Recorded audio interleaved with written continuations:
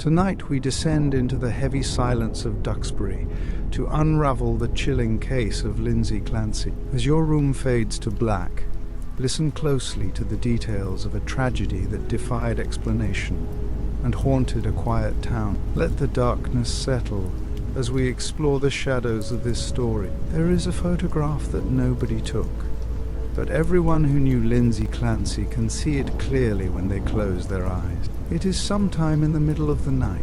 The corridors of Massachusetts General Hospital are quiet. Lindsay is on her break, still in her scrubs, a breast pump bag resting at her feet. She has her phone out. On the screen, through the grainy blue light of a nursery camera feed, she is watching her babies sleep. She is not scrolling. She is not texting. She is just watching them breathe. And somewhere in the soft rise and fall of that tiny chest on the screen, she finds the thing she came to work needing to believe, that everything is fine, that they are safe, that she is doing enough. She whispers it to herself like a prayer. Everything is fine. She would whisper it many times in the months that followed. She would whisper it to her husband, to her doctors, to the strangers in the online group she joined late at night when the house was too quiet and her mind was too loud.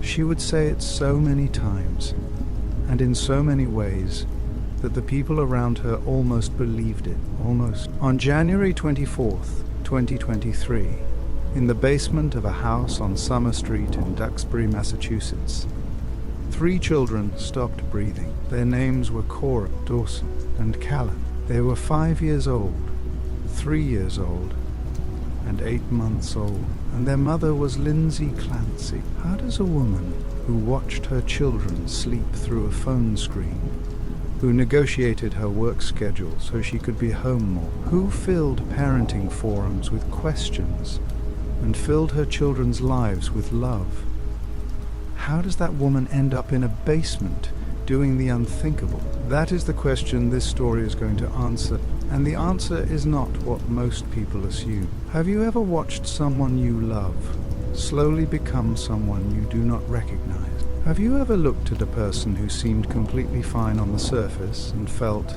somewhere deep down, that something was wrong, but dismissed it because they seemed okay, because they were functioning, because they were smiling, because they said the words you needed to hear? Most of us have, and most of us will never know what it costs someone to keep saying those words when everything inside them is screaming the opposite. The system that was supposed to save Lindsay Clancy failed her. That is not a defense. That is a fact.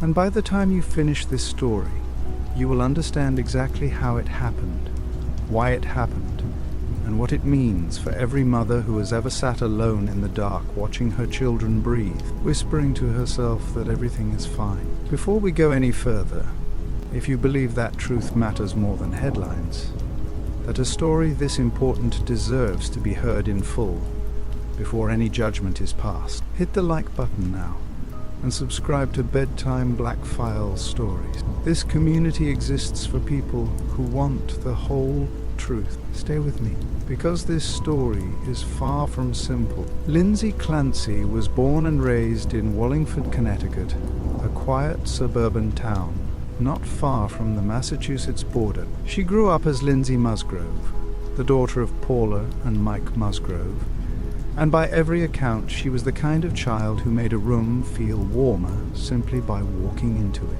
Industrious, warm and quietly determined from a young age, she was the sort of person who finished what she started and cared genuinely about the people around her. Those who knew her in Wallingford describe a young woman who always seemed to know what she wanted, and what she wanted, more than almost anything else, was a large family. She did not keep that dream quiet, or speak of it in vague, distant terms. She talked about it freely, joked about it openly, and told people she intended to fill a house with children. Friends remember her using the phrase baseball team when she described how many kids she hoped to have one day. It was not a passing remark made to fill a conversation.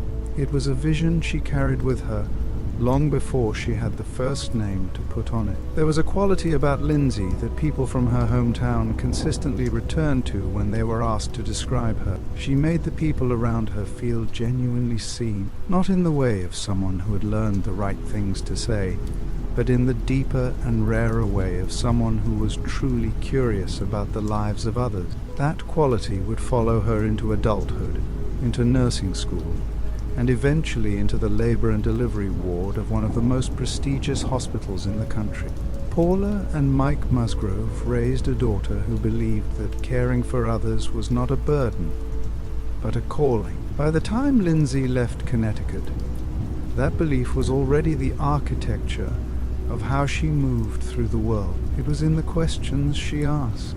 It was in the way she listened when someone was hurting. It was in every choice she made about what kind of life she intended to build and who she intended to build it for. She was going to be a mother, a great one. She had been certain of that for a very long time. Lindsay trained as a registered nurse, and when she completed her studies, she made her way to Massachusetts General Hospital, one of the most respected medical institutions in the world. She worked in labor and delivery, a ward that sits at the precise intersection of the two things she loved most, medicine and new life. It was not a coincidence that she ended up there. It was, by every measure, exactly where she belonged. Her colleagues at Mass General remembered her with a consistency that is rare. When reporters and legal teams began gathering character statements after January 2023, the language that came back from coworker after coworker was almost identical. They called her a ray of sunshine. They said she was born to be a mother. They described a woman who arrived for her shifts with a warmth that did not feel performed, and left behind the kind of impression that makes people think of you long after the shift has ended. She worked night shifts for stretches of her time at the hospital, which meant she was often away from her children during the hours when most of the world was sleeping. For most people, night shift work would simply be the nature of the job, something to manage and move past. For Lindsay, it was something she carried with a particular kind of deliberate attention. She did not clock in and set her family aside until morning. She brought them with her in the only way she physically could. The co-workers noticed it early. They saw her on breaks with her phone in hand, not scrolling through anything, but watching her children sleep through a nursery camera feed. They watched her pause to pump breast milk, and then pick the phone back up almost immediately afterward. They heard her talk about her babies in the way that some people talk about breathing, as though awareness of them was a constant she could not switch off, even when she was somewhere else entirely. To the people who worked alongside her, Lindsay was not simply a skilled nurse. She was a woman whose love for her children was visible in the way she moved, the way she spoke, and the way she spent every spare minute she was given. The nursery camera was a small thing, a practical thing. Plenty of working parents used them, and the app that came with it was unremarkable. But the way Lindsay used it said something that the people around her only understood in hindsight. She did not check in on her children the way most parents do. A quick glance to confirm everything is in order, and then back to the evening. She watched them. She sat with the feed the way someone sits with something they are afraid of losing. On her breaks at Massachusetts General Hospital, when she had 15 or 20 minutes and the option to do anything she chose that screen, that grainy blue-lit image of small chests rising and falling in the dark. Co-workers who witnessed it at the time described it as touching. A devoted mother who could not fully let go of her children, even when duty required her to be somewhere else. And that interpretation was not wrong. Lindsay was devoted. The evidence of that is consistent across every account of who she was during those years. But devotion and anxiety are not always easy to tell apart from the outside. A mother who cannot put down a camera feed is loving her children. She is also, in some quiet and difficult to numb way, afraid. afraid that the one moment she stops watching will be the moment something goes wrong, afraid that distance itself is a form of failure. Lindsay later admitted that watching her children through the app while she was at work made her anxious. The very tool she used to stay close to them was also the thing that kept her fear alive across the miles between them. She considered switching to day shifts to reduce her commute strain. She considered leaving nursing altogether, but she stayed, and she kept watching, and she kept telling herself the thing the screen seemed to confirm every single time she looked at it. They are breathing, they are safe, everything is fine. She was right every time she checked, until the night she was no longer there to check at all. Lindsay met Patrick Clancy around 2013, when she was still a nursing student, and he was a young man from the South Shore of Massachusetts, with deep family roots in the area. By the accounts of people who knew them both, theirs was not a dramatic love story. It was something quieter, and in many ways more sustaining than drama. They fit, that was how people described them. Two people who simply made sense together. Patrick worked in software sales, a steady and dependable career that suited the kind of man he was. He was described by nearly everyone who knew him as soft-spoken, patient, and fundamentally even-keeled, where Lindsay could be expressive and emotionally present in a room. Patrick was the person who steadied things. He was not the loudest voice at a gathering, but he was consistently the one people gravitated toward when they needed something solid to lean against. His mother described him as gentle and even-keeled, and that phrase captured something real about him that no longer phrase could have improved upon. They married, and for a time, built their life in Connecticut. But Patrick's roots were in Massachusetts, on the South Shore, where his family had been for years. When the opportunity came to move, they took it. They sold their Connecticut home and settled in Duxbury, a quiet coastal suburb south of Boston, the kind of town where neighbors wave from driveways and children ride bikes in the street without anyone feeling the need to watch too closely. It suited everything Lindsay had envisioned for her family: a house, a yard, room enough to fill with the baseball team she had always joked about wanting. They began building that family in earnest. In December 2017, their first child was born. They named her Cora. She was followed by Dawson, who arrived around mid-2019. And then, on May 26, 2022, their youngest was born. They named him Callan. 3 children in 5 years. A 5-year-old, a 3-year-old, and a newborn. Anyone who has lived inside that particular arithmetic understands what it demands of a person. The love is enormous. The exhaustion is equally enormous. And the space between those two enormous things is where a person either finds their footing or begins, slowly and quietly, to lose it. Lindsay adored her children. That is not in dispute. Not by Patrick.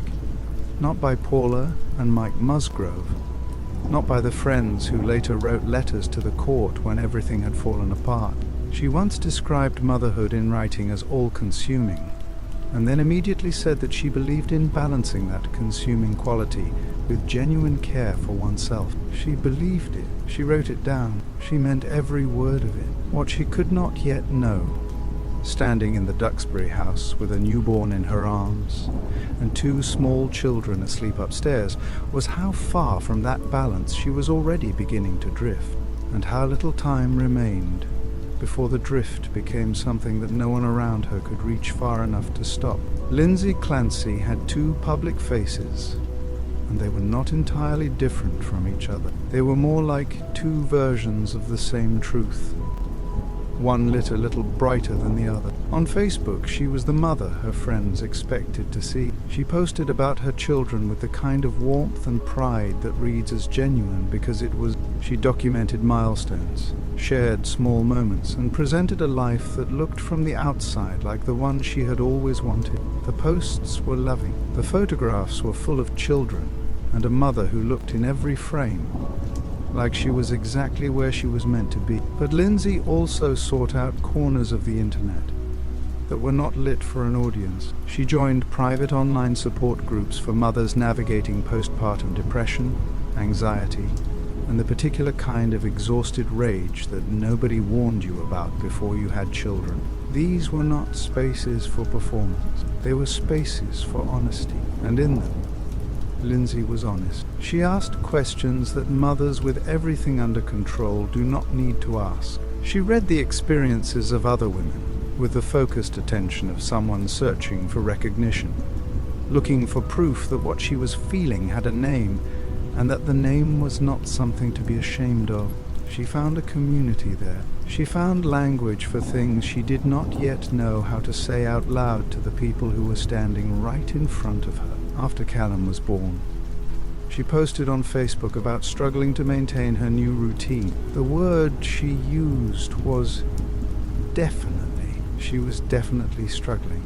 She did not dress it up or frame it as something she had already figured out. She wrote it plainly, the way a person writes something when they are hoping someone will respond with the same plainness in return. That honesty, the kind that lives just at the edge of what most people will admit, was one of the most genuine things about Lindsay Clancy. And it was also, in the end, one of the things that went unheard for far too long. Patrick Clancy was not the kind of man who made headlines before January 2023. He was the kind of man who drove carpools, who took extended leave from work when things got difficult at home, who sat in on virtual doctor appointments beside his wife because she needed someone present, even when the room was nothing more than a screen. He worked in software sales, a career that kept him occupied but not absent. He was present in the way that matters most, the kind of presence that is harder to see than its more visible alternatives, but far more sustaining over time. Neighbors in Duxbury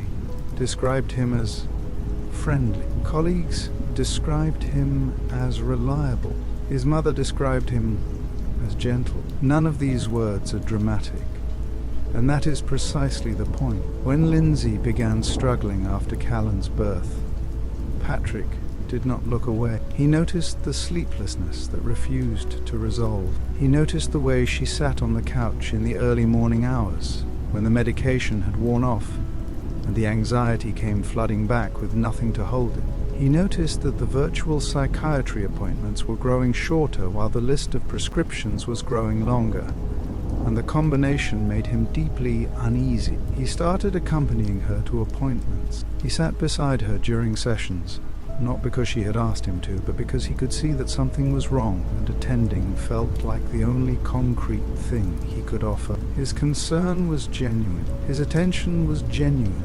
The particular grief of Patrick's position in this story is not that he failed to notice what was happening to his wife. It is that noticing was not enough, that all the patience and steadiness and quiet presence in the world could not compensate for a medical system that was not listening the way it should have been. Later, when the entire country was watching him for signs of what he would do with his grief, Patrick responded in the only way that seemed consistent with the man everyone had always known him to be. He chose gentleness.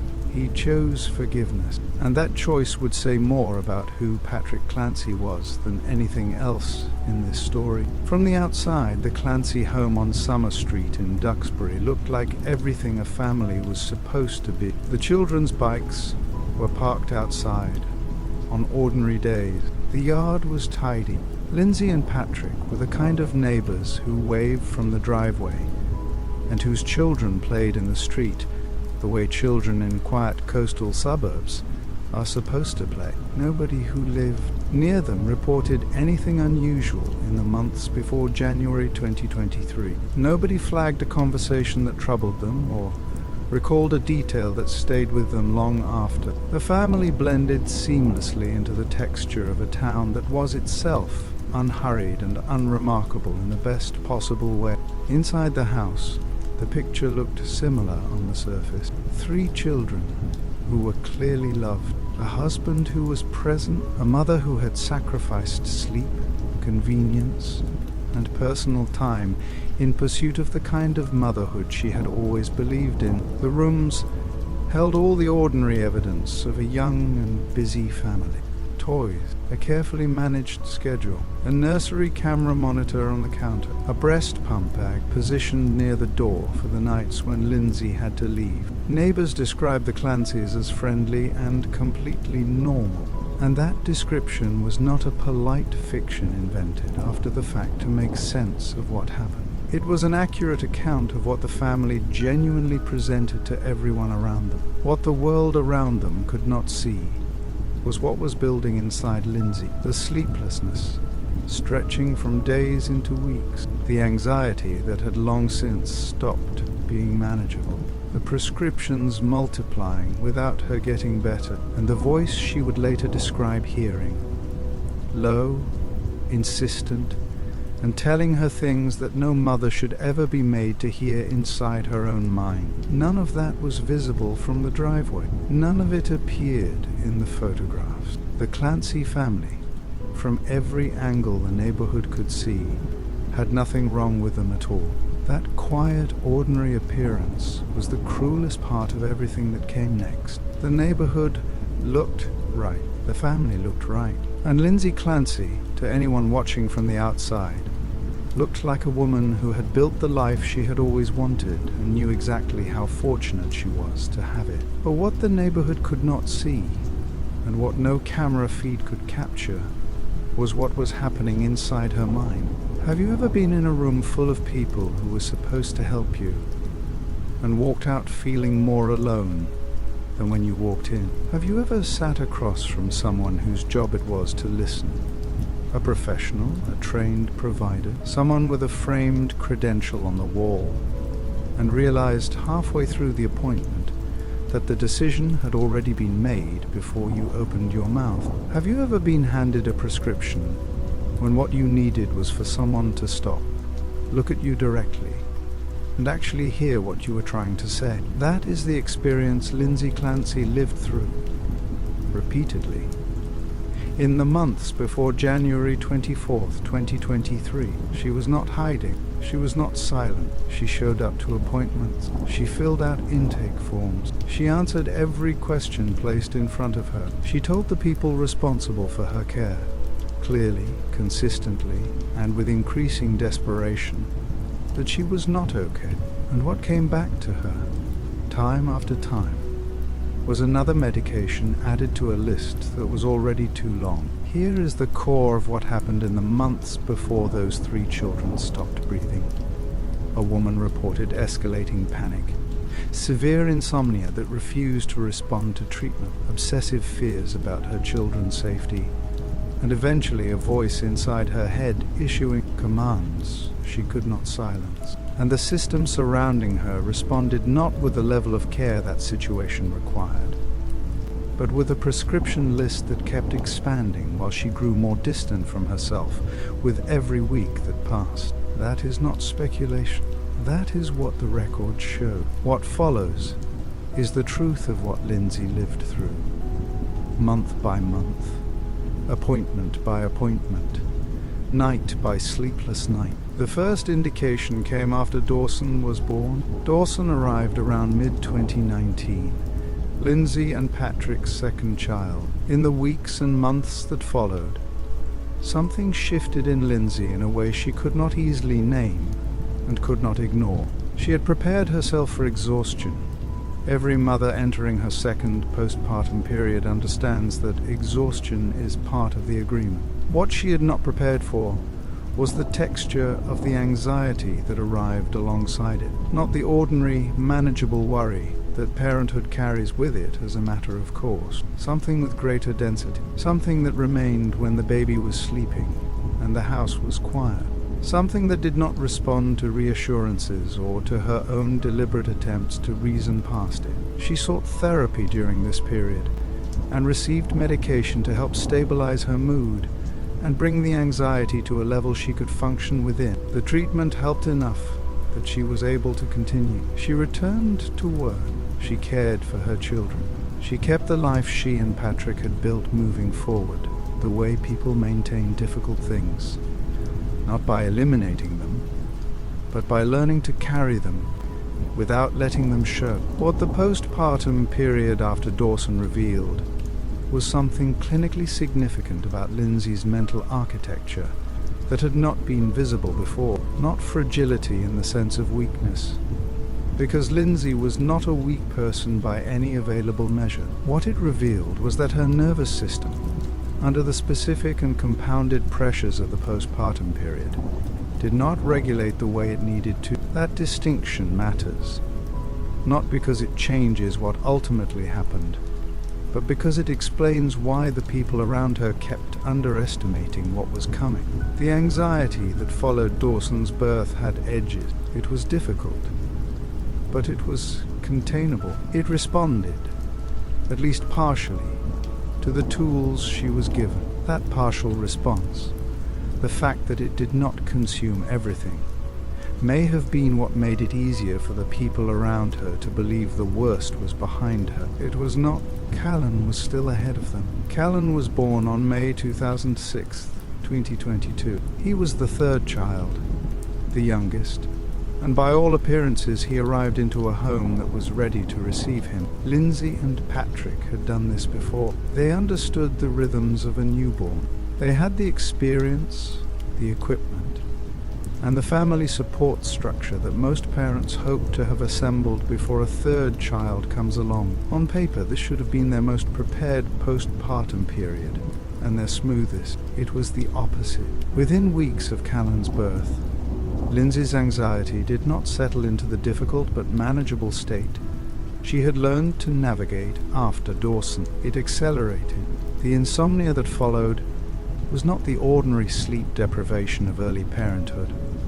It was severe and unrelenting in a way that went beyond what a newborn's feeding schedule could account for. Lindsay was not simply tired in the way that all new parents are tired. She was not sleeping in the intervals available to her. The anxiety was keeping her awake long after Callan had gone down, long after Patrick had fallen asleep, long into the hours of a night that offered neither relief nor reset. Alongside the insomnia came a new and more consuming quality of fear about her children.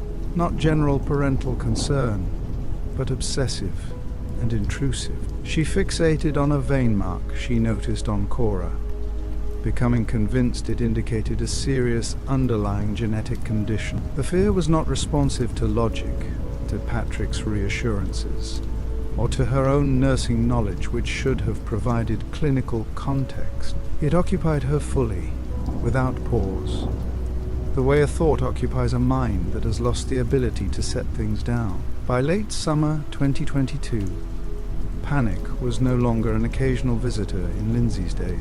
It had become a permanent resident, not dramatically, not in any way that alarmed the people who passed her in a hallway or stood beside her at a checkout counter. Internally, consistently, and without the intervals of relief that had marked even the hardest stretches after Dawson's birth. She had 3 children, a husband who loved her, a career she had built with genuine dedication, and a mind that was becoming increasingly difficult to live inside. The distance between what her life looked like from the outside and what it felt like from within had never been wider.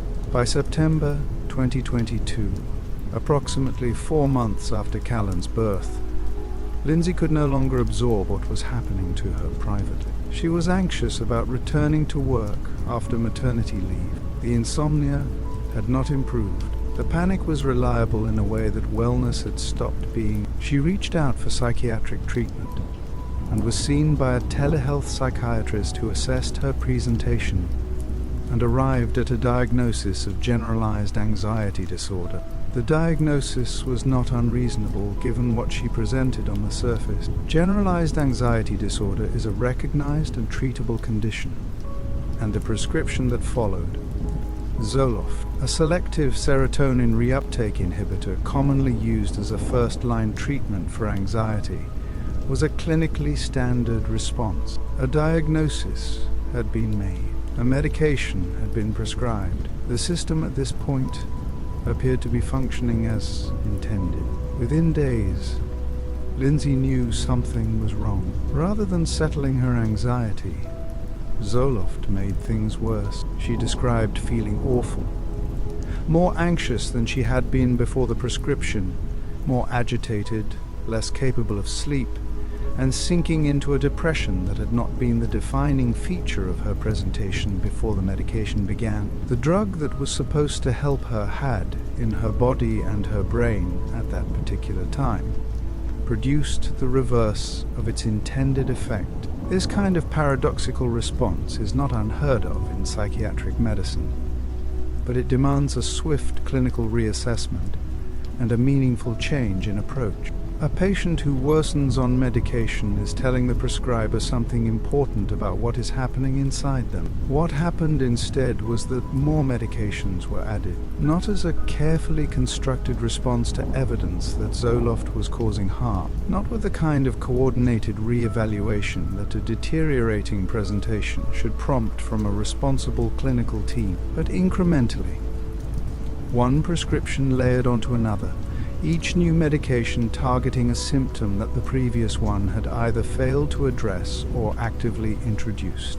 Lindsay's treatment was becoming reactive in a way that accumulated complexity without building stability. At this stage of her deterioration, Lindsay was still showing up, still attending appointments, still reporting, as clearly as her worsening condition allowed, what her experience felt like from the inside. The communication was not failing on her end. It was failing on the receiving side, in how what she reported was interpreted, and in the decisions being made in response to what she said. By the end of 2022, Lindsay Clancy was taking 7 different psychotropic medications simultaneously. The list that had accumulated across those months included Ambient and Trazodone for insomnia, mirtazapine added to address mood disturbance and sleep, clonazepam prescribed for acute anxiety management, quetiapine, and the original Zoloft that had been the starting point of a treatment course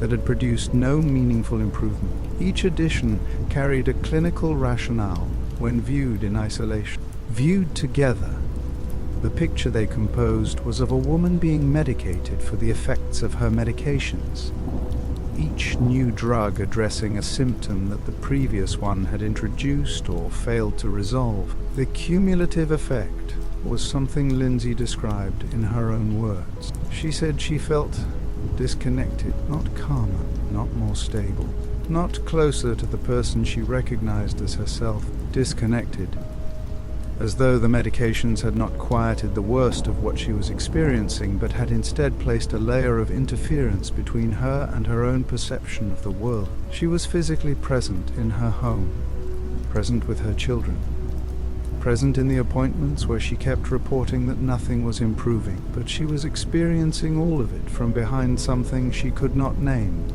and could not move through. Attorneys who later reviewed her case and filed civil suits on her behalf described the accumulation of prescriptions as actively worsening her mental state rather than treating it.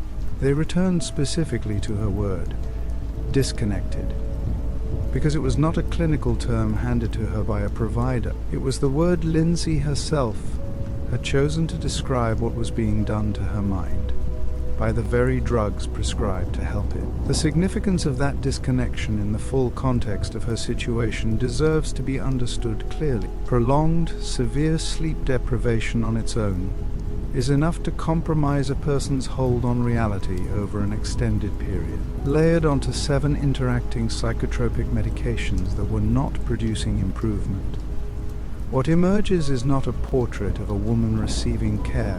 It is a portrait of a woman whose condition was worsening under the management of the people whose responsibility was to make it better. Nothing about this had been communicated to the family as constituting an emergency. Not yet. Before this story continues, if what you are hearing right now is making you think of someone, a mother, a sister, a friend who keeps saying she is fine while something behind her eyes suggests a very different truth, share this video right now. Not for the algorithm, because someone in your life may be living through something they cannot put a name to, and this story might be the first thing that makes them feel less alone in it. Share it. It may matter far more than you know. In the private corners of the internet, Lindsay was more honest than she could afford to be anywhere else. She had joined an online support group in the months following Callan's birth. The group's name was specific and deliberately unglamorous, not alone. Postpartum depression, anxiety and rage. It was a space built for mothers navigating the parts of the postpartum period that nobody includes in the greeting cards. The exhaustion that moves beyond physical, the thoughts that arrive without invitation, the rage that surfaces in the middle of completely ordinary moments frightens the person feeling it as much as it would frighten anyone watching from the outside. Lindsay read and contributed to that group with the focused attention of someone searching for what her own experience looked like when described by another person. She was not performing difficulty in that space, the way public platforms can sometimes invite. She was trying to understand what was happening to her and looking for evidence that it had a name. By November 2022, one specific detail had emerged in her experience that she was documenting honestly in those posts. She had been prescribed Ativan, a benzodiazepine, to manage the peaks of acute panic that arrived when her other medications wore off or failed to hold. She wrote that she was afraid of becoming dependent on it. That fear was real and clinically grounded in her nursing background. It was exactly the kind of concern a responsible provider should have received and treated as a flag that her overall medication situation needed immediate reassessment. But she wrote something else alongside that fear. She wrote that Ativan made her feel like herself again, not sedated, not managed from a distance, herself. That single line is among the most quietly devastating details in this entire story. For a woman to describe a benzodiazepine as the thing that returns her to who she is, that is not a woman whose treatment is working. That is a woman whose baseline has been so thoroughly disrupted that the brief relief of one drug among 7 feels like coming home. She kept writing, she kept reading, she kept looking for the language to explain what was happening to her. And in the medical system surrounding her, the appointments continued, and the prescriptions kept multiplying, and nothing meaningfully changed. Patrick had been inside those virtual appointments. He had sat beside Lindsay for session after session, watching how they unfolded, and what he witnessed across them built a picture he did not know how to act on. What troubled him most was not any single appointment. It was the consistency, the pattern that held across every session regardless of what Lindsay reported walking in. She was articulate about her experience. She described specific symptoms with the kind of precise language her nursing training had given her. She arrived having thought carefully about what she needed to communicate, and she communicated it. And then, with a predictability that Patrick found increasingly alarming, the session would end with a prescription adjustment and nothing else. No therapist referral that materialized into actual sessions. No indication that the provider was working from a comprehensive understanding of how Lindsay's situation had developed across months. No sense of a plan that connected the previous appointment to the current one to a specific destination. What he was witnessing was a treatment model that responded to Lindsay's reporting the way a vending machine responds to a button, mechanically, without the interpretive work that her situation demanded. He was watching his wife communicate genuine distress to qualified professionals, and watching those professionals respond in ways that were technically active but practically insufficient. The weight of sitting in those sessions and not having the clinical authority to say what he was observing out loud was its own particular form of helplessness. Patrick could not walk into an appointment and challenge a prescribing psychiatrist. He could not override the clinical decisions being made. He could express concern, which he did, and accompany Lindsay, which he had been doing consistently. But the sessions continued in the same pattern, and the list of medications continued to grow, and Lindsay continued to report that she was not getting better. By late 2022, Patrick's concern had moved past worry into something that felt closer to dread. He did not yet know what to call it, but he knew the direction things were moving, and it was not toward recovery. On November 15th, 2022, Lindsay told Patrick she had not slept at all the previous night. Not briefly, not in broken fragments between Callan's feedings, not at all. That detail, recorded and later entered into the documentary record of her deteriorating condition, is a marker that demands to be understood in its full clinical context. By this point, Lindsay had been on multiple psychotropic medications for weeks. Medications that included prescribed sleep aids. Medications that were, in part, specifically designed to help her sleep. She had taken them, and she had not slept.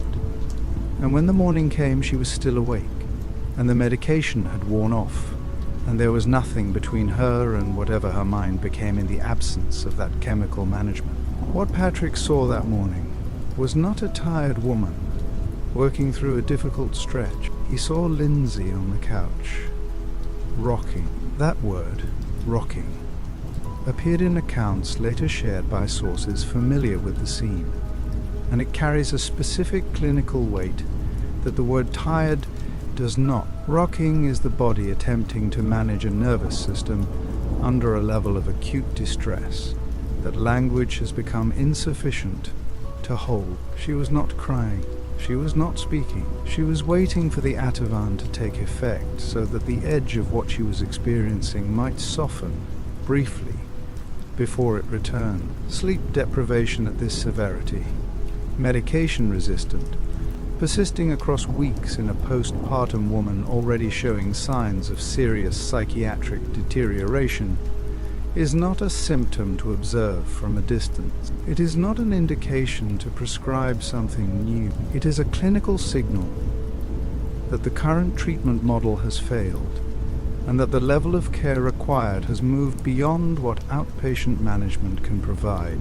That escalation did not occur. Lindsay continued on her existing regimen. The appointment after November 15th looked like the appointments before it, and the night that should have been the turning point in how her providers understood her situation was absorbed into the record without producing the response it warranted. In December 2022, Lindsay was seen at a women's psychiatric clinic, a facility oriented specifically toward the postpartum mental health conditions she had been experiencing and reporting for months.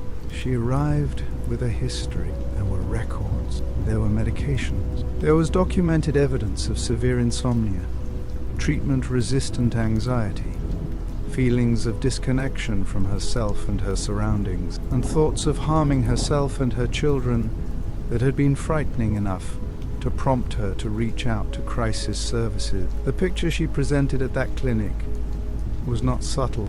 It was not the kind of presentation that required extraordinary clinical insight to recognize as serious. She was told she did not have postpartum depression. That sentence deserves to be held still for a moment before the story continues. A woman with Lindsay's documented history, the duration of her symptoms, the severity of the insomnia, the complete failure of multiple medications to produce improvement, the active thoughts of self-harm and harm to her children, presented at a clinic built for exactly this kind of case, and was told that the primary condition that clinic was designed to treat was not what she had.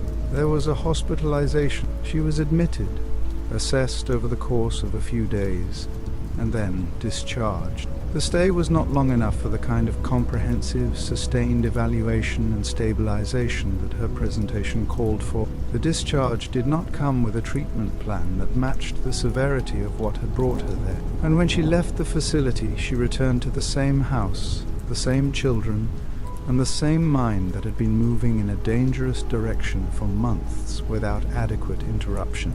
The hospitalization, in the context of everything that followed, reads not as an intervention that came too late, but as an intervention that was too brief to matter. She needed sustained, intensive care. She received a short admission and a discharge, and the gap between those two things, between what was needed and what was provided, was the gap through which everything that came next fell. The period between Lindsay's discharge from the hospital in December 2022 and January 24th, 2023, is the hardest part of this story to sit with, not because it is the most dramatic, because it is the most preventable. Lindsay was not passive during these weeks. She was not quietly deteriorating in a way that kept her suffering invisible to the people around her. She was calling crisis hotlines, the services that exist specifically for people who are at the edge and know it. She was going to the emergency room. She was looking at family members directly and telling them, without euphemism or indirection, that she was having thoughts of harming herself and thoughts of harming her children. She said it plainly, to the right people, in the right settings, using language clear enough that there should have been no ambiguity about what she was communicating or how seriously it needed to be received. The civil malpractice lawsuits filed in early 2026 by both Lindsay and Patrick against her mental health providers are specific on this point. They allege that providers who saw Lindsay during this period failed to recognize warning signs that were explicit in her reported symptoms, that she had been over-medicated without the therapeutic support and clinical oversight that her situation demanded, that the institutions responsible for her care did not communicate with each other in ways that would have allowed any single provider to see the complete picture of what was happening. The suits name multiple providers and facilities and make detailed claims about the ways the standard of care was not met. What the record from this period confirms is that Lindsay did everything a person in crisis is supposed to do. She identified that she was in danger. She reached out repeatedly to the services that exist for people in that situation. She named her most frightening thoughts out loud to qualified professionals. She went to the emergency room when the fear became acute.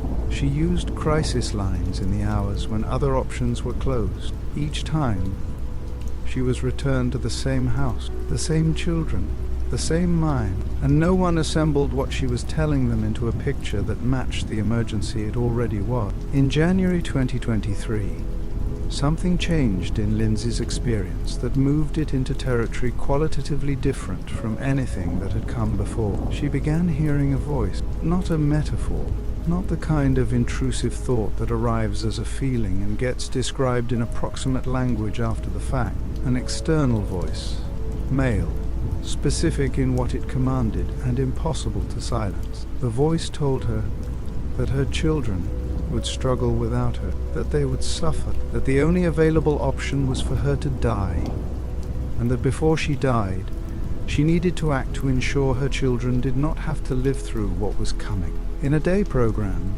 and in emergency evaluations during these final weeks, Lindsay reported the voice directly. The language drawn from her own descriptions was unambiguous. The voice was commanding her to harm her children so that they would not struggle, and commanding her to end her own life. These are command hallucinations, a specific, clinically recognized feature of acute psychotic illness that qualified providers are trained to treat as a psychiatric emergency requiring immediate and intensive response. She was reporting them. She was describing them to the people in a position to act on them. The information was there. The clock was running, despite everything Lindsay had reported across months of treatment.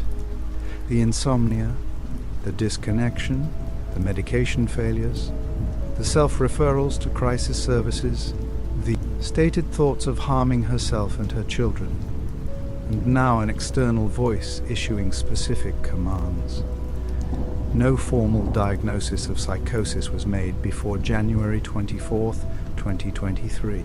The clinical record contains no psychosis diagnosis, no documented moment at which the full picture of what Lindsay was reporting was assessed against that framework and found to meet its criteria. The word was never applied. The treatment that word would have required was never provided. In December 2022, a clinic told her she did not have postpartum depression.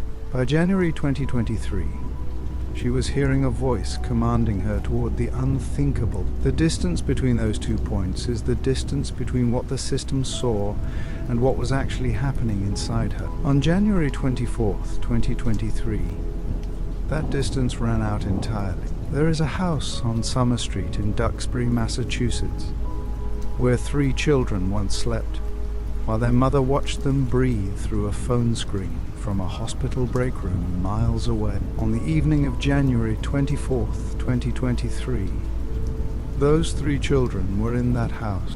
Their names were Cora, Dawson, and Callan. They were 5 years old, 3 years old, and 8 months old. And the woman who had once counted their breaths on a grainy camera feed to reassure herself that they were safe was also in that house. There was no intruder. There was no stranger. There was no force that entered from outside and did what was done in that basement. There was only their mother. And by the time the first police officer arrived, everything had already happened. This is the question that has been building since the first word of this story, and it will not be answered with the comfortable certainty that most people want. From a case like this, was Lindsay Clancy a calculating killer who sent her husband out for dinner so she could have a window of time alone with her children? Or was she a woman whose mind had been disintegrating for months under the weight of an illness nobody named in time? A woman so completely overtaken by what was happening inside her that what she did that evening felt, in the destroyed logic of a psychotic episode, like the only way to protect them. Both narratives exist. Both are being argued by people with legal authority and professional standing. What is not in dispute is what happened to 3 children on that evening. Their names were Cora, Dawson, Callan.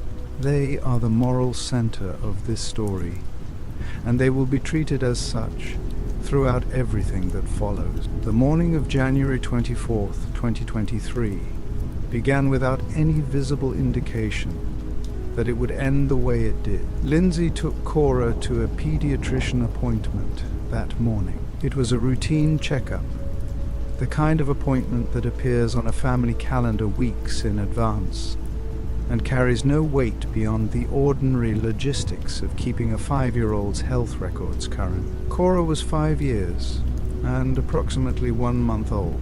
She had been born in December 2017. The first child Lindsay and Patrick had brought into the world together, the one who had made Lindsay a mother for the first time. At the pediatrician's office that morning, nothing in Lindsay's behavior flagged the attention of medical staff. She was present. She managed the appointment. She did what a parent bringing a child to a routine checkup is expected to do.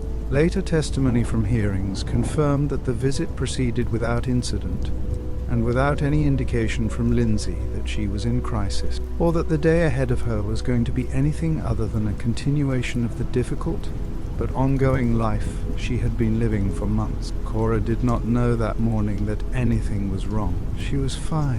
She went to the doctor. She sat with her mother in a waiting room with her name called from a clipboard, the way every child who has ever been to a pediatrician sits and waits and eventually gets their height marked on a chart.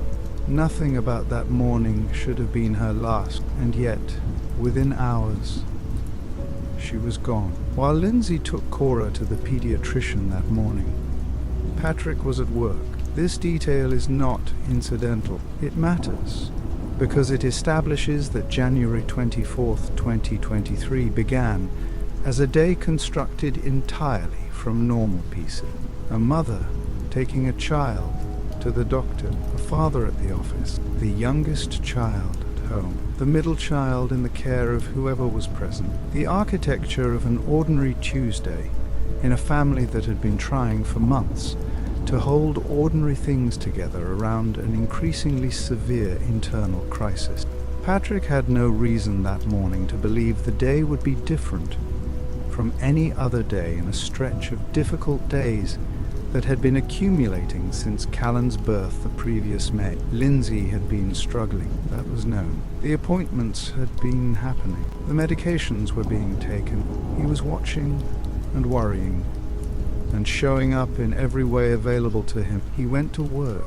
That was all. He had no way of knowing that when he left the house that evening to run an errand his wife had asked him to run, he was leaving for the last time as a father. In the early evening of January 24th, Lindsay asked Patrick to go out. She was specific. She asked him to pick up dinner and prescription medicine. The restaurant she directed him toward was near Hingham, a town several miles from their home in Duxbury. It was not an unusual kind of request in the context of their household. Patrick ran errands. He picked things up.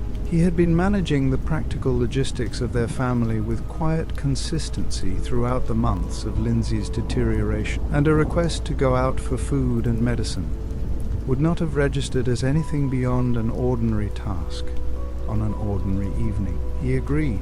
He prepared to leave. What the prosecution would later argue is that Lindsay's request was not spontaneous, that she knew the distance to Hingham, that she had a specific awareness of how long the round trip would take. What looked from the outside like a wife asking her husband to pick up dinner was, according to the state's theory of the case, a calculation, a deliberate act of creating a window of time alone in the house with her children. The defense's position on that framing will be addressed directly in the next part of this account, because the meaning of what Lindsay did on that evening is not something either side of the courtroom has been willing to leave uncontested, but the factual event itself is not in dispute. Lindsay asked Patrick to leave. She told him what to get and where to go, and Patrick, who had spent months trying to help a wife who was suffering, walked out the front door to do what she asked. On Lindsay's phone, investigators later found an Apple Maps search. She had looked up the driving route to the area near Hingham, where she had sent Patrick for dinner. She had checked the directions, or more precisely, she had checked the time the route would take. Prosecutors seized on this detail immediately, and have returned to it consistently as one of the most significant pieces of evidence against Lindsay in terms of demonstrating premeditation. Their argument is direct. A woman who looks up how long it takes to drive somewhere before sending her husband there is a woman who is calculating the duration of his absence. She knew when he would leave. She searched how long it would take him to return. And within the window those two data points created, she acted. That argument has a logic to it that is difficult to dismiss on the surface. It requires no leap of imagination. It reads the evidence in the most literal available direction and produces a picture of deliberate planning. The defense reads the same evidence differently. Their position is that the presence of an ordinary digital action, looking up a driving route on a phone, does not establish a mental state. People with psychosis are not incapable of conducting internet searches. They are not incapable of asking their husbands to run errands. The behavior of a person experiencing a severe psychotic episode does not look like the dramatic incoherence that most people associate with the word psychosis. It can look functional. It can look planned. It can look, from the outside, like any number of ordinary things, while the internal experience driving that behavior has departed entirely from ordinary reality. The phone record is real. What it proves is contested, and that contest will be at the center of the trial, scheduled to begin July 20th, 2026. Patrick left the house at approximately 6 p.m. He took the route Lindsay had looked up. He drove toward Hingham to pick up dinner and the prescription she had asked for. The evening was January dark by then, the kind of cold Massachusetts evening that arrives early and settles without announcement. He had no reason to rush. He had no reason to feel anything other than the low and sustained dread that had become the background register of daily life since Callan's birth. He drove. Behind him, the house on Summer Street held 3 children and their mother, Cora, 5 years old, Dawson, 3, and Callan, 8 months old, the youngest, the one who had arrived in May, and whose birth had been the beginning of the end of the life the family had been trying to maintain. Patrick would be gone for approximately 15 minutes. He would return to find that in that interval the entire shape of his life had been permanently altered. What happened next in the basement of 47 Summer Street, Duxbury, Massachusetts, will be determined in full legal weight by a jury beginning July 20th, 2026. What is established by the physical evidence, the medical examiner's findings, and the conclusions of the investigators who processed the scene is the following. At some point after Patrick left the house, Lindsay brought her 3 children to the basement. There, she strangled them, one by one.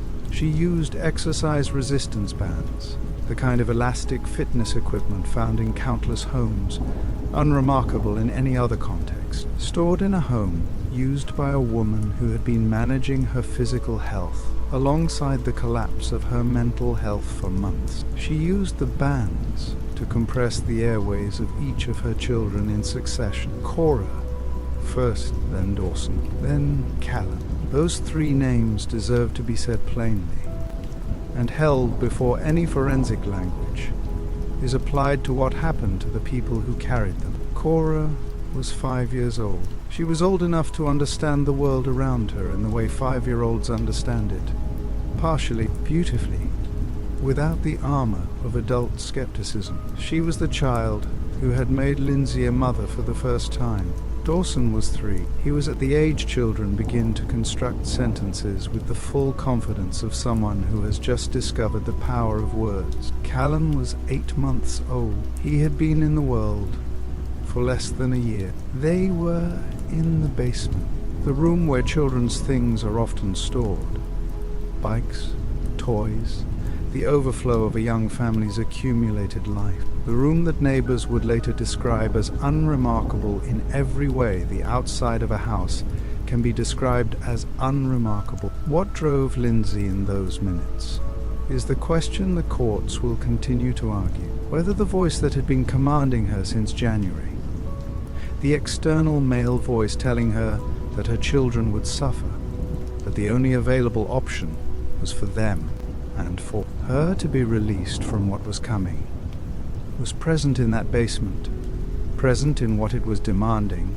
The record from later psychiatric evaluations suggests that the answer is yes, that what Lindsay experienced in those minutes was not the cold calculation of a woman who had decided she wanted her children gone. What she experienced was the destroyed and terrifying logic of a mind that believed, completely and without access to the corrective of reality, that what she was doing was the only way to protect them. The bands were found at the scene. The marks on the children's necks confirmed what the bands had been used for. Nothing about the physical evidence is in dispute.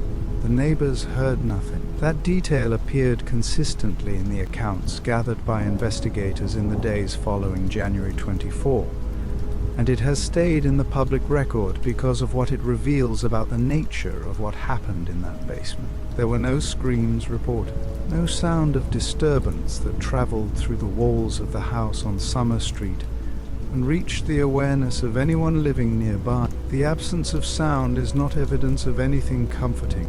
The basement was below grade.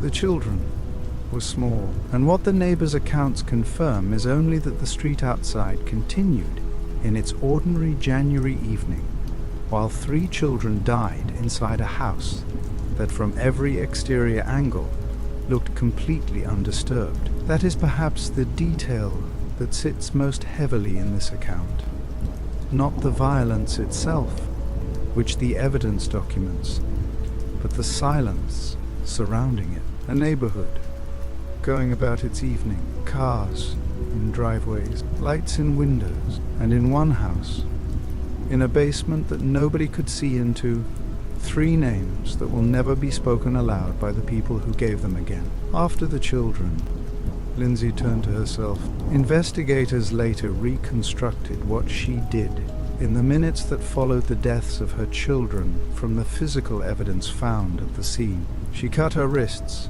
2 small, shallow lacerations on her left wrist.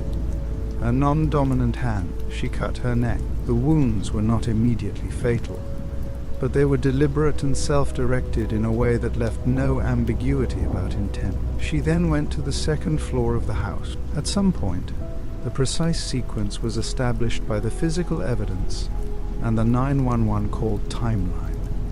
She jumped from a second-story window.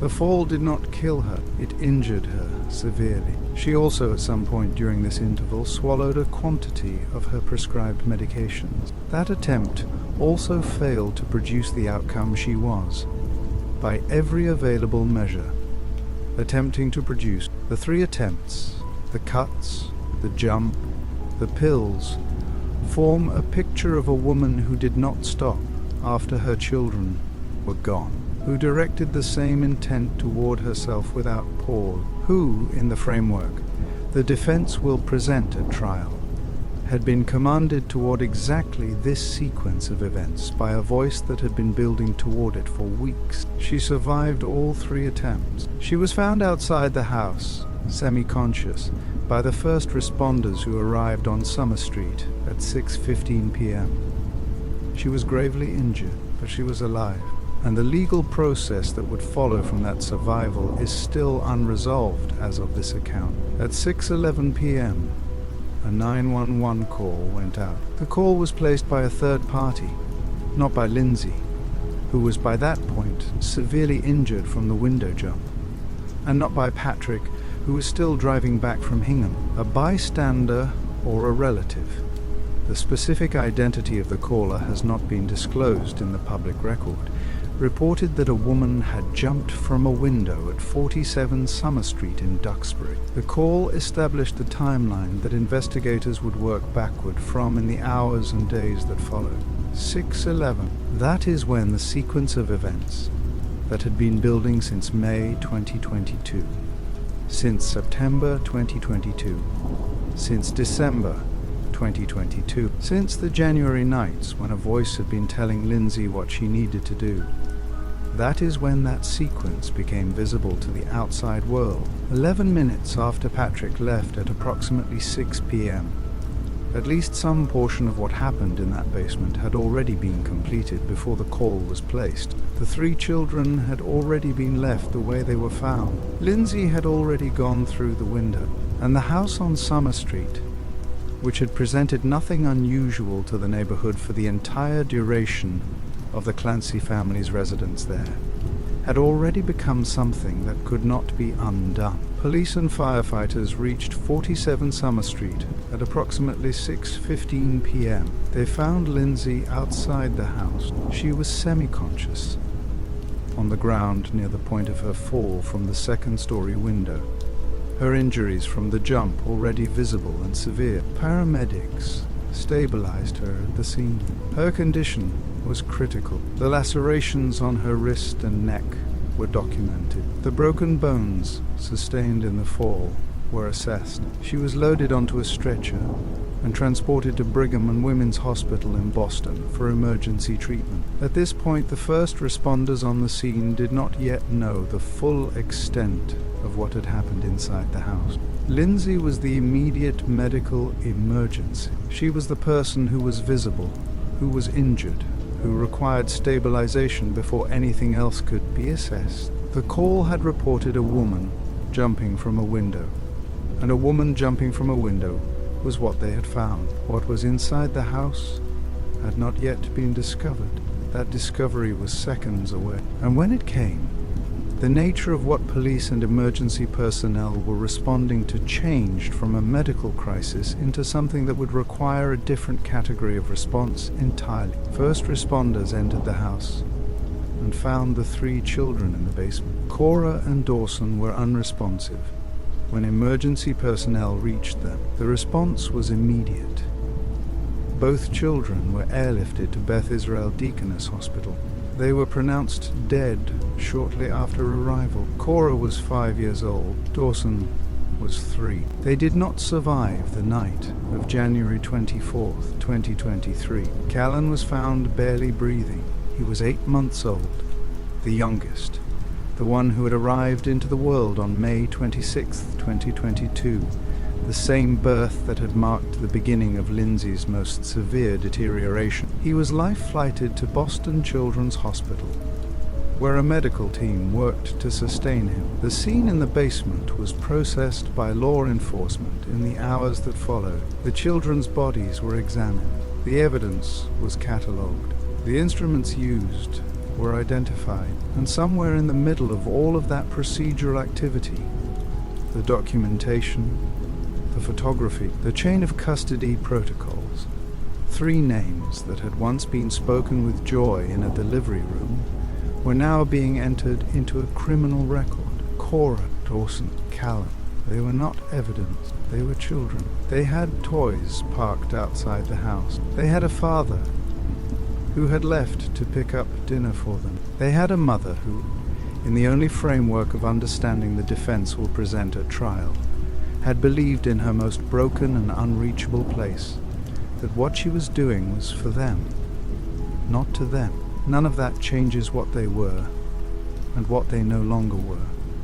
By the time the first responders found them, Callan held on for 4 days. At Boston Children's Hospital, medical staff worked to keep the 8-month-old alive from the night of January 24 through the days that followed. He was the last of the 3 children to have been found with any sign of life. And for 4 days that sign was sustained by the efforts of a medical team who could do nothing about the cause, but could only respond to its effects. On January 28, 2023, Callan died.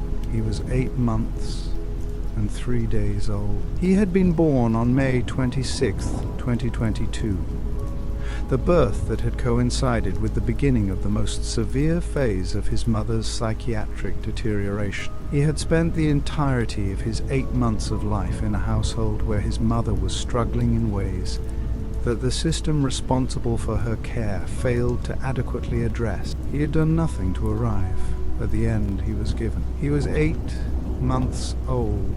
With his death, the count was complete. Cora, Dawson, and Callan Clancy were gone. All 3 of Lindsay and Patrick's children. The baseball team Lindsay had always joked about wanting to fill. All 3. The Massachusetts office of the chief medical examiner took jurisdiction over the deaths of all 3 children. The official determinations were clear. Cora and Dawson's cause of death was ruled asphyxia due to strangulation. Callan's cause of death was ruled as a complication of asphyxia. In plain terms, all 3 children died from the compression of their airways. The oxygen was cut off. The damage was irreversible. No other cause of death was identified, and no other contributing factor was found that would complicate the medical examiner's conclusions. The strangulation findings were consistent with the exercise resistance bands recovered at the scene. The internal examination findings, the specific markers of neck compression that a medical examiner looks for in a strangulation death, were documented.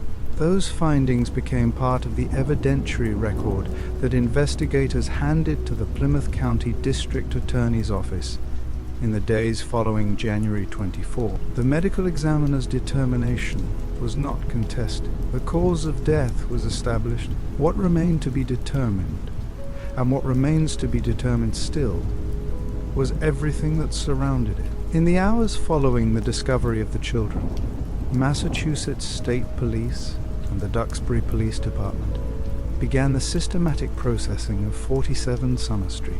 Crime scene technicians from the state police moved through the house with the methodical attention that a scene of this severity demands. Every room was documented. Every surface of relevance was examined and catalogued. The basement, where the children had been found, received the most intensive attention. Photographs were taken. Evidence was collected and logged. The chain of custody protocols that would eventually govern how that evidence was used in a courtroom were initiated from the first moments of processing. The investigation that emerged from that initial scene work was thorough. Detectives from the state police and Duxbury PD interviewed neighbors in the days that followed, gathering accounts of what, if anything, had been visible or audible from the street on the evening of January 24. Those interviews consistently returned the same answer.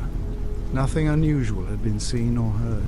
The house had offered nothing to the neighborhood that evening. What had happened inside it had been completely invisible from the outside. The physical evidence, however, was not invisible, and what the crime scene unit found inside 47 Summer Street told a story the investigation could build from. In the basement, the crime scene unit found the exercise resistance bands. 2 bands were found on or near the bodies of Dawson and Callan. A third was found near Cora. The bands were the kind of elastic fitness equipment that is entirely ordinary in a home. The kind of item that sits in a basket or a drawer without attracting attention, purchased for workout purposes, unremarkable in any other context. Forensic examination of the bands produced the expected findings. The ligature marks on the children's necks were consistent with the composition and width of the bands.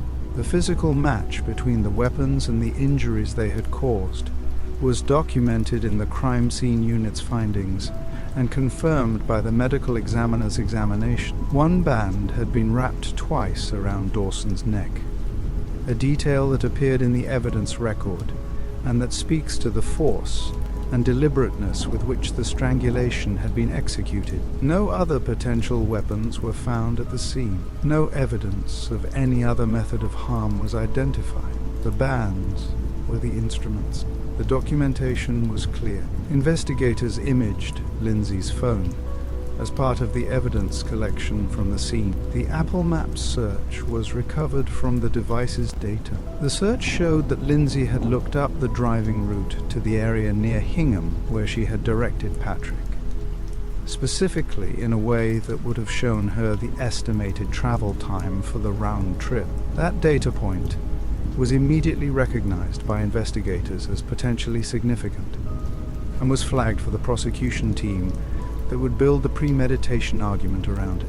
Also recovered from the phone was a note written the day before, January 23rd, 2023. The note read, "Touch of postpartum anxiety." That phrase, written in Lindsay's own hand the day before the deaths of her children, is one of the most quietly striking pieces of digital evidence in the entire case. Whether it represents a deliberate understatement of what she was experiencing, a fragment of a psychotic episode's internal logic, or something else entirely is not answered by the note itself.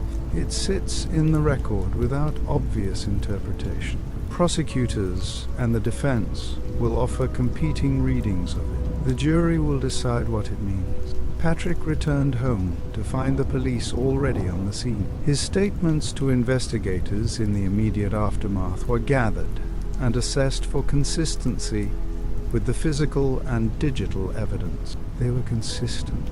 He described Lindsay having asked him to go out. He identified the specific errand she had sent him on. The timing of his departure matched the phone data. His account of the evening before he left, Lindsay's demeanor, the ordinary character of the request she had made, was consistent with the picture that other evidence produced. No evidence was found to suggest Patrick had any involvement in what happened in that basement. Law enforcement treated him from the outset as a grief-stricken survivor, not as a subject of interest. The online conspiracy theories that emerged in the weeks and months following the crime, the rumors that accused him of orchestrating events for financial gain, or of infidelity that Lindsay had killed in response to, were not supported by any evidence the investigation produced. They were the product of the same social media environment that simultaneously canonized Lindsay and vilified her, and they had no grounding in the factual record. Patrick's statements gave investigators what they needed to confirm the sequence of events. His account closed the loop the physical evidence had opened. Within days of January 24, 2023, investigators had assembled enough evidence to support an arrest warrant for Lindsay Clancy. The probable cause was clear. The only adult present in the house during the window in which the children died was Lindsay. The physical evidence, the bands, the ligature marks, the positioning of the children in the basement, was consistent with one perpetrator acting alone. The digital evidence from her phone added the layer the prosecution needed to begin constructing its premeditation argument.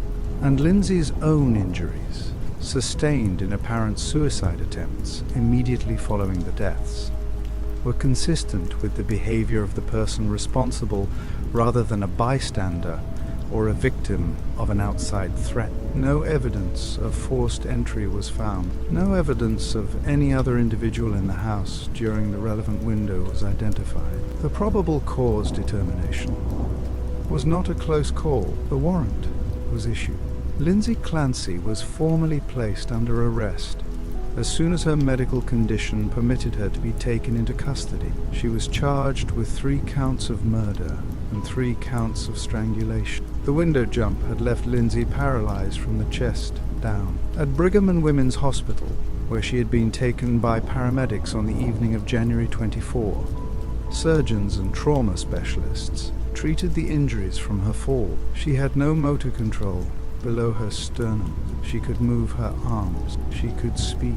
But everything below the chest, permanently, irreversibly, no longer responded to any signal her brain could send. She was 32 years old. The woman who had once negotiated a part-time nursing schedule so she could be home more with her children now lay in a hospital bed under police custody, paralyzed, facing charges for the deaths of the 3 people she had spent the last 5 years building her entire life around.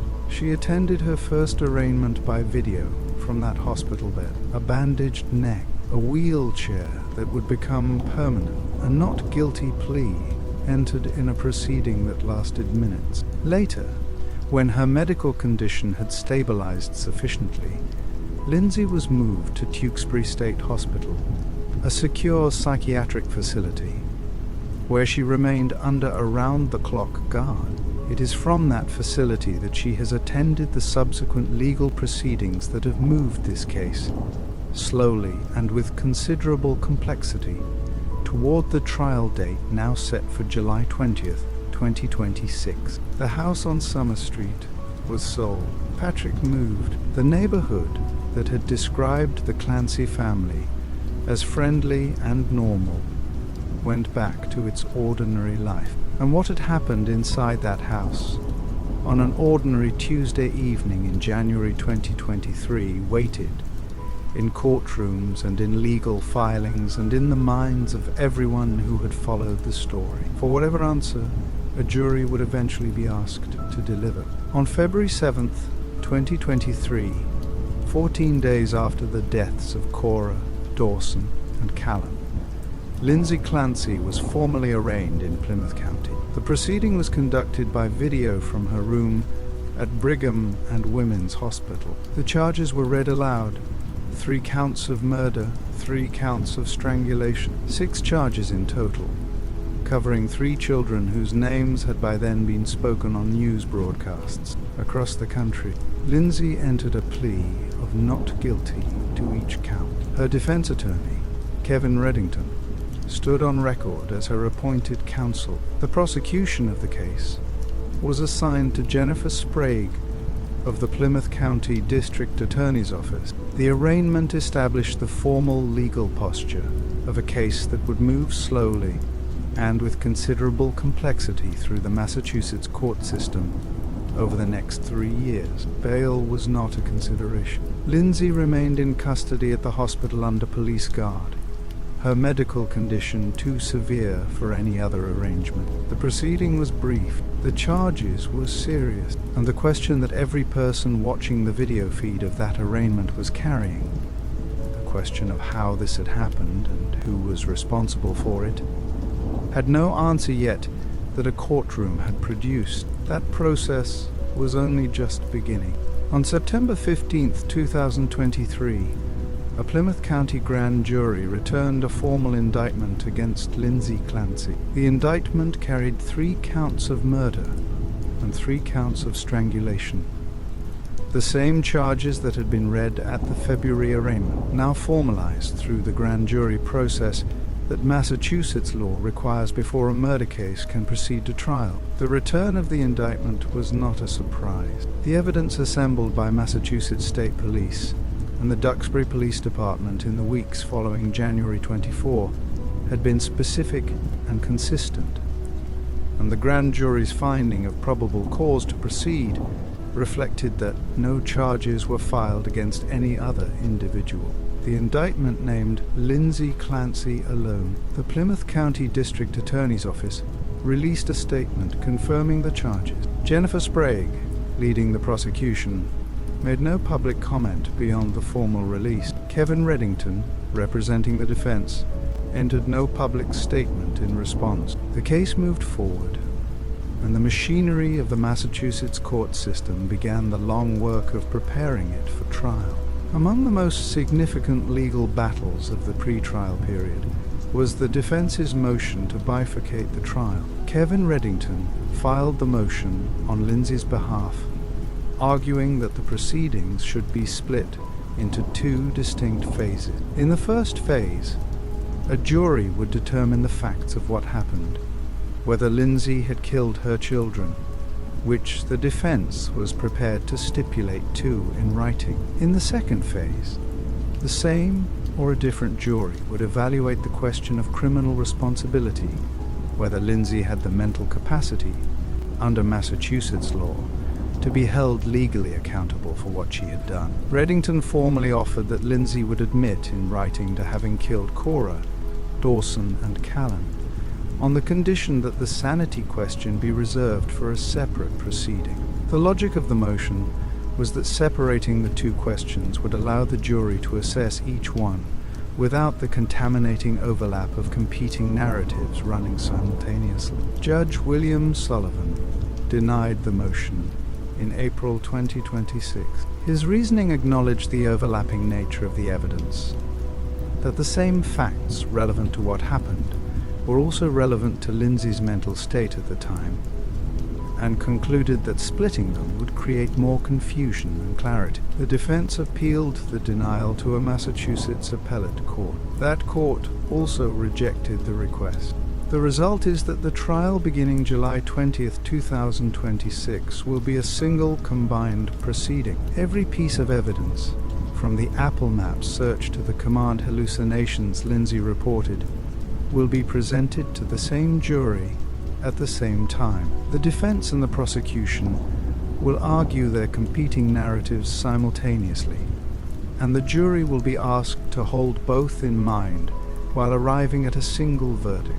On February 1st, 2026, both Lindsay and Patrick filed separate civil malpractice lawsuits in Norfolk County. The suits named multiple mental health providers and institutions, including MC Lean Hospital and Women and Infants Hospital, along with individual providers who had treated Lindsay during the period of her deterioration. The central allegation in both suits was the same: that the people and institutions responsible for Lindsay's psychiatric care had misdiagnosed her condition, over-medicated her without adequate therapeutic support or clinical oversight, failed to communicate with each other in ways that would have produced a comprehensive picture of her deteriorating state, and discharged her from inpatient care without the level of follow-through her presentation demanded. Patrick's suit added the wrongful death of his 3 children to those allegations, framing the deaths of Cora, Dawson, and Callan as the foreseeable consequence of a standard of care that was not met. MC Lean Hospital released a statement offering condolences to the families affected, while noting that it could not comment publicly on patient matters. The other named defendants did not respond publicly. The civil suits run on a parallel track to the criminal case. They do not determine Lindsay's guilt or innocence, but they represent a formal legal assertion that the failure preceding January 24, 2023 was not Lindsay's alone to carry. In April 2026, the court ordered a comprehensive forensic psychiatric evaluation of Lindsay Clancy. 2 court-selected forensic psychiatrists were appointed to conduct the assessment, one in person one by video conference. The evaluations were designed to address two distinct legal questions: whether Lindsay is competent to stand trial, meaning whether she currently understands the charges against her and can meaningfully participate in her own defense, and what her mental state was at the time of the offense on January 24, 2023. The results of those evaluations were due to be returned to the court by late May or early June 2026, before the trial date of July 20th, 2026. If the evaluations conclude that Lindsay is not competent to stand trial, the proceedings will be suspended and she will remain committed to psychiatric care indefinitely. If she is found competent, the trial proceeds as scheduled. The defense has filed a formal notice indicating that Lindsay intends to assert an insanity defense, that she lacked the mental capacity due to a diagnosed mental disease to understand or control her actions on the night her children died. The forensic evaluations will be among the most contested evidence presented at trial. What happens to Lindsay Clancy depends entirely on what a jury decides, and the two possible outcomes carry consequences that could not be more different. Under Massachusetts law, a defendant may be found not guilty by reason of insanity if, at the time of the offense, she lacked the substantial capacity to appreciate the criminality of her conduct, or to conform her conduct to the requirements of the law due to a mental disease or defect. The bar is high. It is not enough to demonstrate that Lindsay was mentally ill. The defense must demonstrate that her illness was so complete at the moment of the crime that it destroyed her ability to understand what she was doing was wrong, or destroyed her ability to stop herself from doing it, even if she understood. If the jury returns a not guilty by reason of insanity verdict, Lindsay will not go to prison. She will be committed to a secure psychiatric facility under the oversight of the Massachusetts Department of Mental Health. The length of that commitment is determined by ongoing evaluations of her mental state, not by a fixed sentence. If the jury finds her guilty of murder, one count, two counts, or all three, Lindsay faces life in prison without the possibility of parole. Massachusetts does not have the death penalty, but a guilty verdict on 3 counts of first-degree murder, given the ages of the victims, would almost certainly result in the maximum sentence the law allows. While the legal proceedings moved through their slow and complex course, a different kind of response was building outside the courtroom. In the weeks following the January 24 deaths, nurses and mothers across New England began organizing in Lindsay's name. The movement had no central leadership and no formal structure. It grew from the shared recognition of people who had experienced the postpartum period and understood, in ways that those who had not could not easily access, that what had happened to Lindsay was not simply a crime story. It was also a healthcare story, a maternal care story, a story about what happens when a woman reports that she is not okay, and the system surrounding her continues to function as though she has said something manageable. They called themselves Lindsay's Army of Love. They changed their social media profile pictures to heart symbols. They posted crisis resources and helpline numbers, alongside accounts of their own postpartum experiences. Dozens of women, mostly strangers to Lindsay, mostly strangers to each other, wrote letters to the court describing what they would want for themselves if they had been in her position, and asking the judge to extend the same consideration to her. Paula and Mike Musgrove, who had driven from Connecticut to be present at every court hearing, sat together behind the defense table throughout, and the community that had formed around their daughter extended to them as well. Patrick's public response to what Lindsay had done was the statement that stopped the country. He had lost 3 children. He had returned home on the evening of January 24th to find what he found on Summer Street. He had buried Cora and Dawson, and then waited 4 days to bury Callan. He had done all of that, and then, In statements to reporters and in a profile that appeared in the New Yorker in October 2024, he said the words that the public had not expected to hear from a man in his position. He was not married to a monster, he said. He was married to someone who got sick.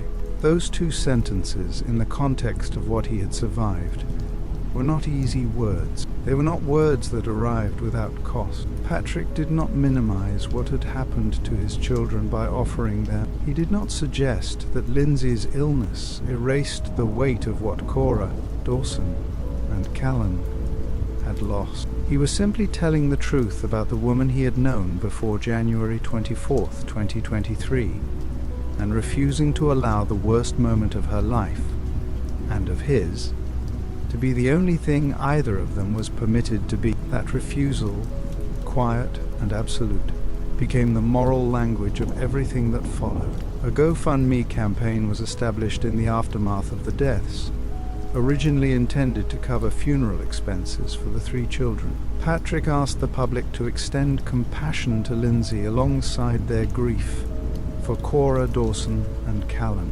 The response was swift and substantial. The campaign raised over $1 million in a matter of days, a figure that reflected not just generosity toward a grieving family, but the depth of feeling that the case had generated among people who had never met the Clancys and had no prior connection to Duxbury or to any of the people involved. The money was not a verdict. It was not an argument about culpability. It was the expression, at scale, of a public that had heard Patrick's framing of what had happened and responded to it. A community of people who chose, in the way that communities sometimes choose in the face of something they cannot fully understand, to show up anyway. Not everyone responded with compassion. A Facebook group with a membership that grew to 16,000 people became one of the primary gathering points for the counter-reaction. In its threads, Lindsay was called a monster. Users called for the harshest available legal outcome. Some went further, generating and circulating conspiracy theories that had no grounding in the factual record. The claim that Lindsay had orchestrated the deaths for financial gain from the GoFundMe.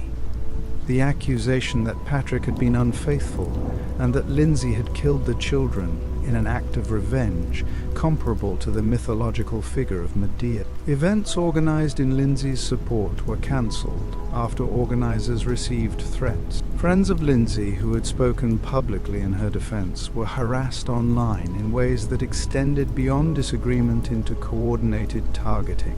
None of the conspiracy theories were supported by evidence. Law enforcement found nothing to suggest Patrick's involvement. No financial motive that held up to scrutiny, and no basis for the infidelity claims. But the absence of evidence has rarely constrained the social media environment from constructing a narrative it finds satisfying. The polarization of the public response to the Clancy case reflected something broader than this case alone. The mechanism by which maternal violence becomes a morality play, and why that mechanism almost always fails to produce understanding. Commentators and journalists covering the Clancy case consistently returned to one prior case as the most instructive comparison: Andrea Yates. In June 2001, Andrea Yates drowned her 5 children in a bathtub in Houston, Texas. She was experiencing severe postpartum psychosis and had a documented history of psychiatric hospitalization and treatment that had failed to adequately address the severity of her condition. She was initially convicted of murder, but that conviction was overturned on appeal. At her retrial in 2006, she was found not guilty by reason of insanity and committed to a state psychiatric facility. The structural similarities to Lindsay's case are significant. Both women had documented postpartum psychiatric histories. Both had been treated inadequately before the deaths. Both cases involved the complete destruction of the family unit. And both cases generated the same polarized public response: a faction demanding compassion and a faction demanding punishment, with very little public space available for the more complicated truth that sits between those two positions. The difference is in what Andrea Yates's case produced in terms of legal precedent and public education about postpartum psychosis. The Clancy case is now being watched by the same community of advocates who worked on Andrea Yates's behalf, with the same hope that a jury will be given the tools to understand what the medical record actually says. Postpartum depression and postpartum psychosis are not 2 points on the same spectrum. They are categorically different conditions, and the failure to treat them as such has consequences that the Clancy case illustrates with devastating precision. Postpartum depression affects roughly 10 to 20% of new mothers. It is serious. It requires treatment. Left unaddressed, it can become dangerous. But in the absence of psychosis, the risk of a mother with postpartum depression harming her child is vanishingly small, under 1%. Postpartum psychosis is something else entirely. It affects roughly 1 to 2 mothers per 1,000 births. It does not develop gradually over weeks, the way postpartum depression can. It arrives fast, usually within days to 2 weeks of delivery, and it constitutes a psychiatric emergency from the moment it appears. It is characterized not by sadness or anxiety, but by hallucinations, delusions, and a disorganization of thought, severe enough to completely sever a person's grip on what is real. The clinical distinction matters not only for treatment decisions, but for how the public understands cases like Lindsay's. When the language of postpartum depression is applied to a presentation that actually meets the criteria for postpartum psychosis, the severity of what is happening is systematically underestimated. That underestimation has a cost. In Lindsay's case, that cost was carried by 3 children. Forensic research indicates that in cases of severe postpartum psychosis, the risk of infanticide is approximately 4 to 5%. That figure is worth sitting with before moving past it. It is not large in statistical terms. The overwhelming majority of women who experience postpartum psychosis do not harm their children. The condition is an emergency. It requires immediate hospitalization and treatment, but it is a treatable emergency. Women who receive appropriate, timely, and sustained care for postpartum psychosis can and do recover. The 4 to 5% figure is not a prediction. It is a risk assessment. What it tells clinicians, what it is supposed to tell clinicians, is that a woman presenting with the full symptom profile of postpartum psychosis, including command hallucinations directing her toward harm, is not a woman who can be managed with an outpatient prescription adjustment. She is a woman for whom that 4 to 5% risk is not an abstraction. It is a concrete and urgent clinical reality. Lindsay reported command hallucinations in January 2023. The risk was active. The response was insufficient. The math, in the end, was not kind. One of the most widely misunderstood features of postpartum psychosis is that it does not present as a continuous, visible state of obvious dysfunction. Symptoms wax and wane. A woman in the grip of a severe postpartum psychotic episode can appear, at specific moments and in specific contexts, entirely lucid. She can answer questions coherently. She can conduct a conversation that produces no alarm in the person listening to her. She can attend a legal proceeding and enter a plea in a way that registers to an observing public as evidence that she is clearly in possession of her faculties, and therefore must have been in possession of them on the night her children died. That conclusion does not follow from the evidence of how postpartum psychosis actually works. The lucidity visible at Lindsay's arraignment in February 2023 is not proof that she was lucid in the basement of 47 Summer Street on January 24. The two moments are separated not only by time, but by the nature of a condition that does not maintain a consistent presentation across contexts. Experts who have spoken publicly about the case have been specific on this point.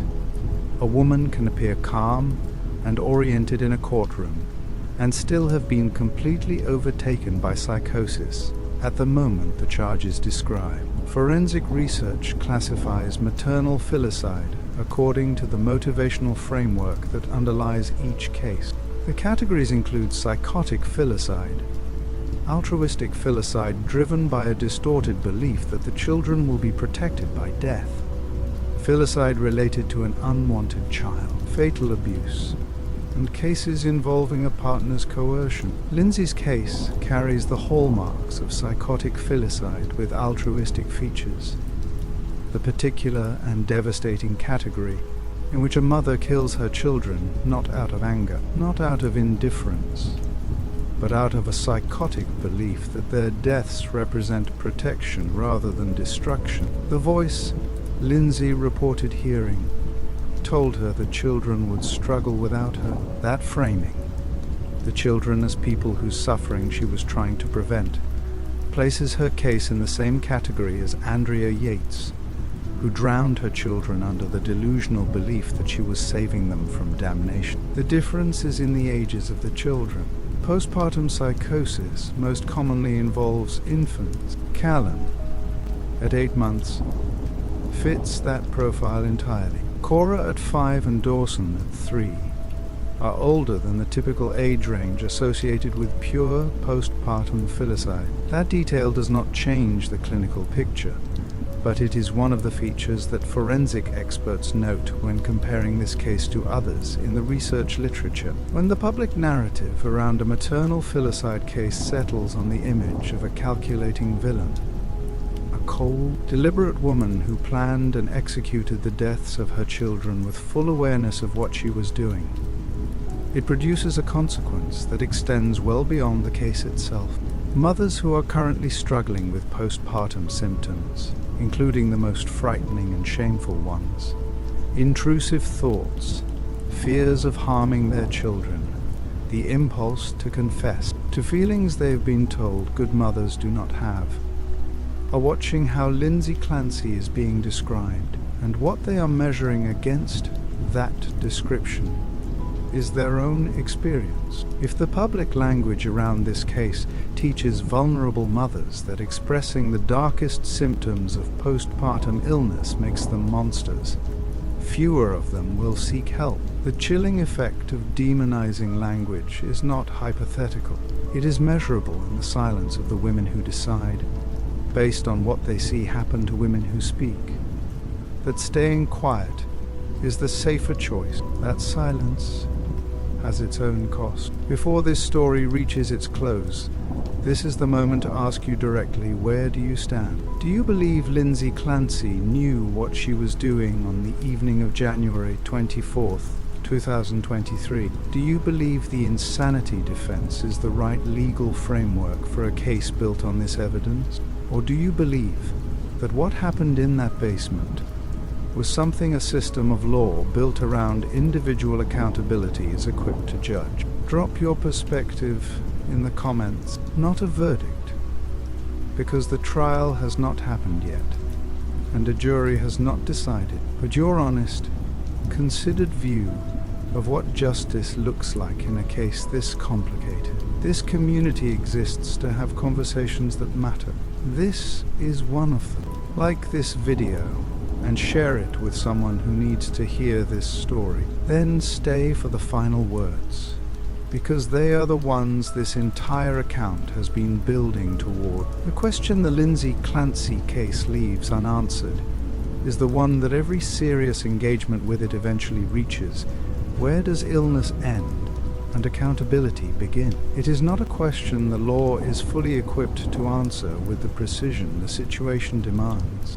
Massachusetts' insanity standard offers a framework, but a framework is not a resolution. It asks a jury to determine, based on expert testimony and contested evidence, whether a woman's mind had crossed a threshold on a specific evening, a threshold between impaired and overtaken, between sick and legally not responsible. That is an extraordinarily difficult determination to make with confidence. And the history of insanity defenses in American courts reflects how rarely juries feel certain enough to return a not guilty verdict on those grounds. What the case does answer, clearly and without room for serious dispute, is that the system surrounding Lindsay failed her at multiple points. Whether that failure rises to the level of legal liability is what the civil suits will determine.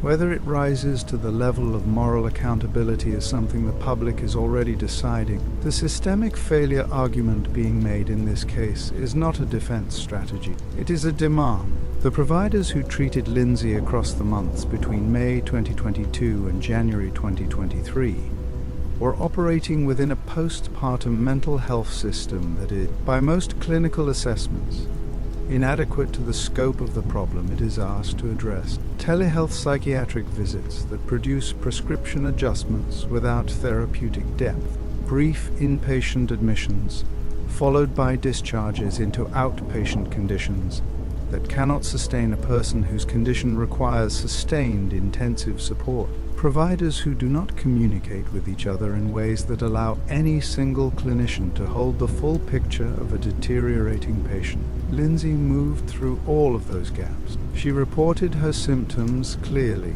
and consistently. She called crisis lines.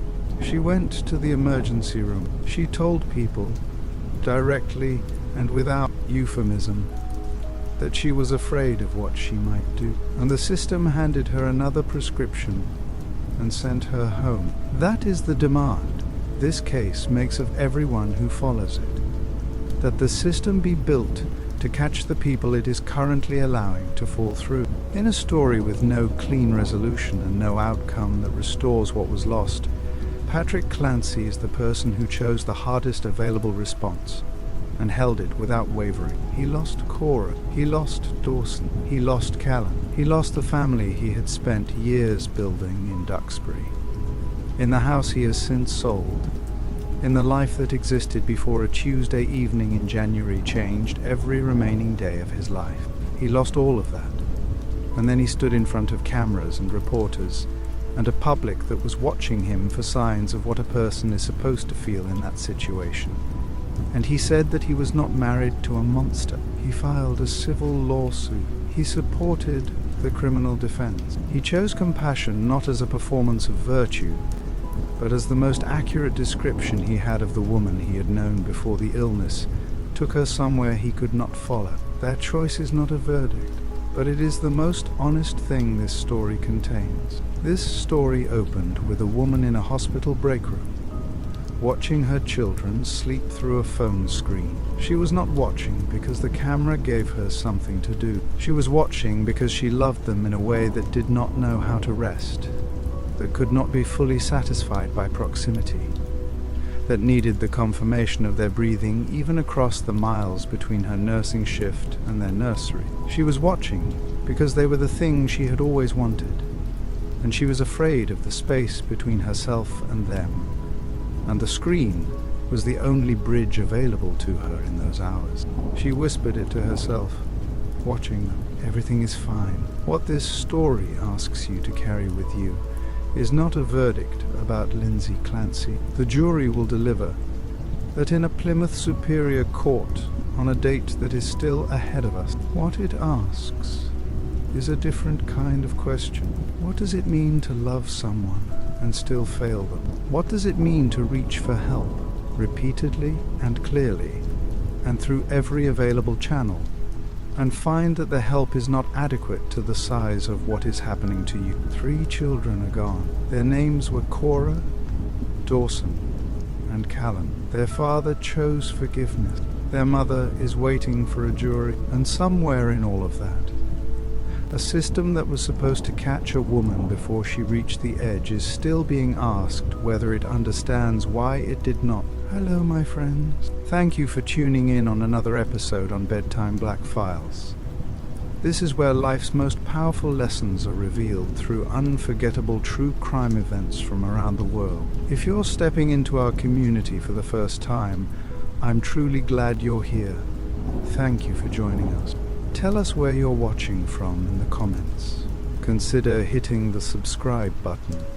Don't forget to like and share this video with someone who needs it. Your support helps our family grow, connect, and keep these powerful stories alive. Have a cozy sleep. See you on the next one.